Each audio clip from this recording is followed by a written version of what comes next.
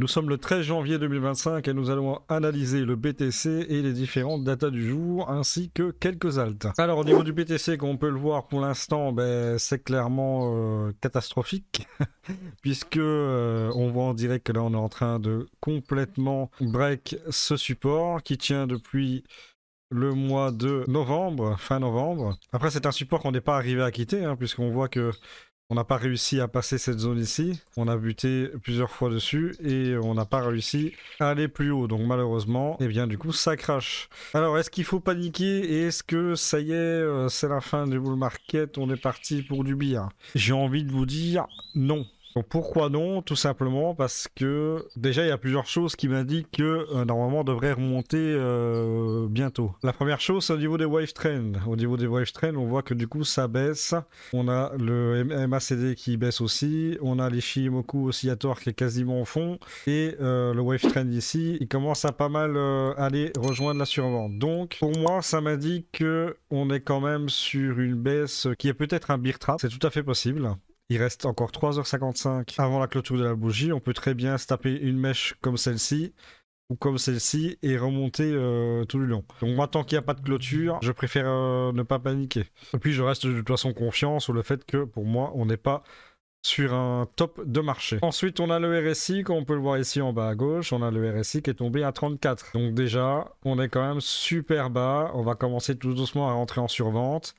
Et on a la moyenne mobile 100 ici qui est en train de descendre, qui est déjà maintenant 51. Donc tout ça m'indique potentiellement une possibilité de rebond dans pas si longtemps que ça. En plus, on a ici à 0,382 un support, à 89 400, il peut très bien y aller et ensuite remonter. C'est quelque chose qui peut se faire aussi. J'aurais quand même aimé qu'il ne casse pas la structure ici. Maintenant, s'il la casse, tant pis, ça veut pas dire que ça va aller en cave, ok ?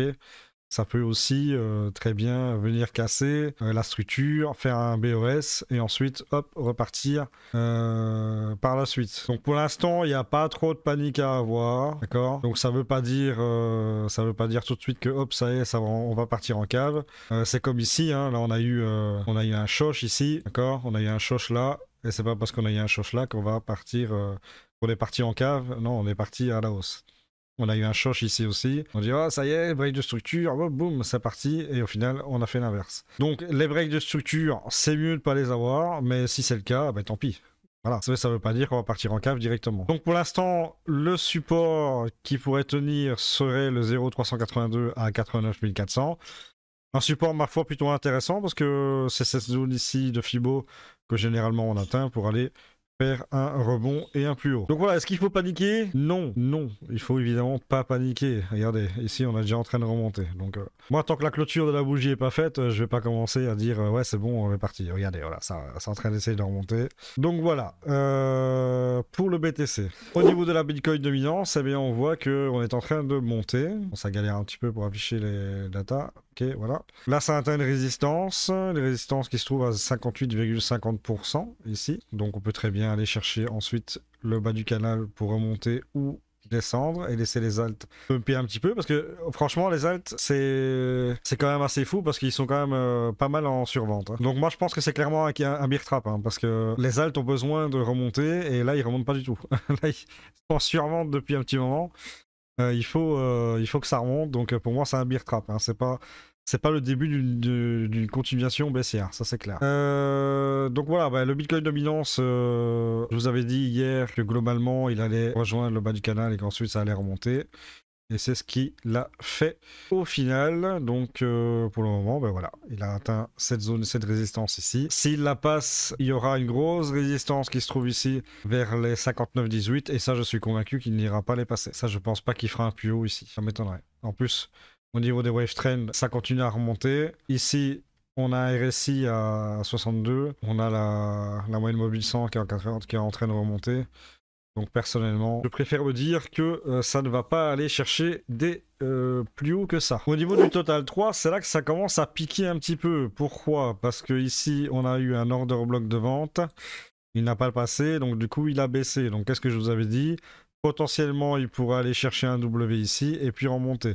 C'est exactement ce que je vous ai dit dans la vidéo d'hier. Pour moi, il allait baisser pour potentiellement faire un double bottom. Moi, c'est ce que je pense. Surtout qu'on a les altcoins qui sont vraiment en survente. Et donc, pour moi, ça va clairement être le moment de pouvoir remonter par la suite. Donc, un double bottom ici ne me semblerait pas quelque chose de très déconnant. Si jamais ça devait vraiment baisser de fou, on a quand même 2 order blocks ici dans cette zone. Donc on a 2 zones ici qui est super bien défendue au niveau du prix. Donc entre 880 milliards et 850 milliards, cette zone ici c'est quand même une zone de rebond très intéressant. Donc si jamais ça vient chercher cette zone-là, attendez-vous à ce que les altcoins remontent. Donc ce sera peut-être intéressant de commencer à rentrer en position sur les altcoins à ce moment-là. Voilà pour le total 3. Au niveau du Fear and Greed Index, on est à 61. On a perdu donc 1 point par rapport à hier. Il est évident que si le marché reste tel quel comme aujourd'hui, on va perdre des points encore demain, donc on va revenir en neutre, ça c'est sûr. Donc pour l'instant on n'est pas en peur, on n'est pas en fear pour le moment. Donc ça va. Au niveau de la headmap liquidation BTC, eh bien on a eu un truc qui m'a fait un petit peu peur hier quand même, puisque on avait eu énormément d'ordres ici de vente de liquidité dans ces zones ici, donc dans les zones des 102 000 à 103 000. Mais j'ai remarqué qu'au bout d'un moment, eh bien, ça s'est déplacé vers les 96 000, les 96 000 à 97 000, eh bien, dans cette zone ici, les ordres de vente et de liquidité se sont retrouvés ici, ce qui a fait que du coup, le prix n'a pas pu passer cette zone-là et patatras, ça tombe, voilà. Maintenant, on voit très bien qu'en bas, il n'y a pas tant que ça de liquidité. Il n'y en a pas non plus des masses. Ouais, il y en a peut-être jusque 87 000, 88 000, 89 000 dans cette zone-là. Ce qui correspond évidemment à cette zone ici. Hein. On peut le voir, 89 400, 91 000. Donc cette zone ici, l'order block. Donc on voit bien que cette zone ici est quand même une zone qui est pas mal défendue. Donc c'est pour ça qu'il y a pas mal de liquidité dans cette zone ici. Il y a pas mal d'ordres aussi d'achat dans cette zone. Au niveau de la code season, on a 49, on tergiverse toujours dans le haut middle. Donc pour l'instant, eh bien, il n'y a pas grand chose à dire de plus là-dessus. Et au niveau du top 50 performance, eh bien, nous avons toujours les mêmes qui commencent à être en négatif ici. Et on a NIR aussi qui commence à être en négatif. Pas de beaucoup, hein, 1,3%, mais voilà. Caspa, Fetch, Apt, Aptos, STX, TI, MX, Tao, donc tous ces tokens-là sous-performent très largement le BTC. Et on a toujours les mêmes, les BGB, HBAR, XRP, XLM, TKX, Doge, Algo, ADA. ADA quand même, qui a surperformé le BTC. ADA quoi. Alors que ce token il est sorti derrière les fagots quoi. Donc voilà, à ce niveau là il n'y a pas de calendrier économique, il n'y a pas de token unlock pour aujourd'hui, donc on va passer directement aux analyses des 3 alts. On m'a demandé dans les commentaires de la dernière vidéo si je pouvais faire une analyse technique sur les 3 alts qui seront dans cette vidéo, donc je vais le faire. Et si vous souhaitez que j'analyse des alts dans mes vidéos quotidiennes, eh bien n'hésitez pas à le demander en commentaire. Alors du coup Render, eh bien Render il est dans une zone tout à fait intéressante, hein, puisque il est sur un support qui tient depuis le 14 novembre, donc mi-novembre. C'est un support qui tient quand même depuis un petit temps, hein. On voit quand même que ça tient. Je vais retirer l'élément parce que c'est embêtant. Donc voilà, on voit que ça tient.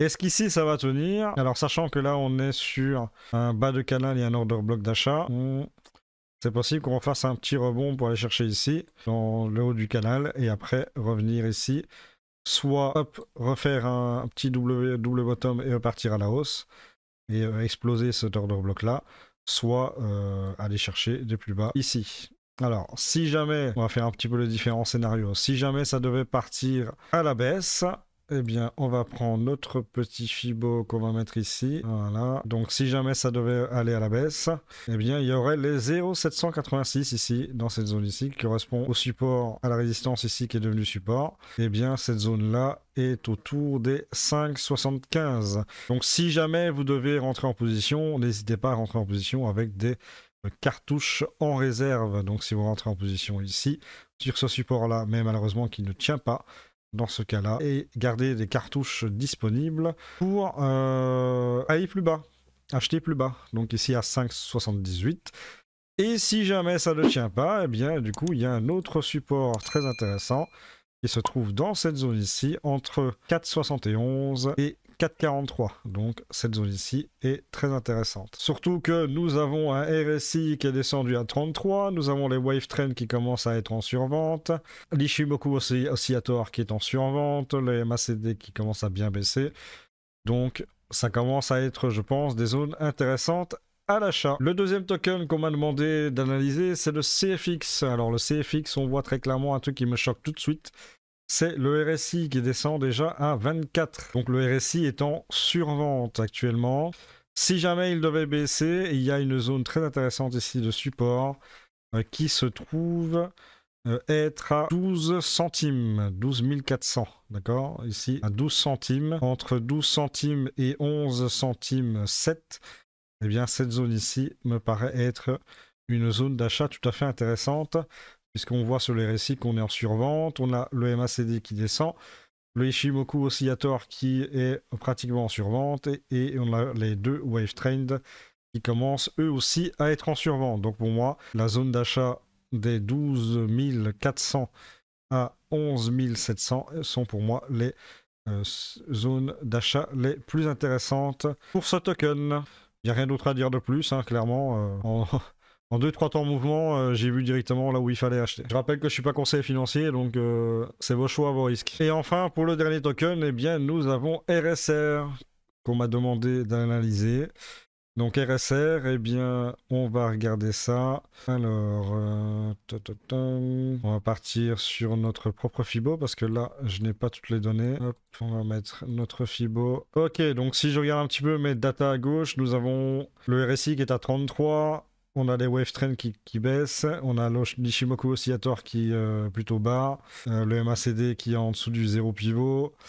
Ok, donc pour moi, dans le cas présent, une zone pour une première cartouche à l'achat serait cette zone ici. Là, pour moi, cette zone-là. Donc pour moi, entre 10 200 et 9 200 est pour moi une zone d'achat très intéressante. Pourquoi? Parce que là, s'il descend jusque-là, on a un support ici et en plus, ça va commencer à être en survente au niveau du RSI. Donc pour moi, cette zone-là est super intéressante. Voilà, je n'ai rien d'autre à dire pour ce token, puisque pour ceux qui veulent l'acheter, eh bien cette zone ici est très intéressante. Donc j'ai rien à dire de plus. Merci à vous d'avoir regardé cette vidéo. N'hésitez pas à liker, commenter, vous abonner. Et on se retrouve pour une nouvelle vidéo. Ciao!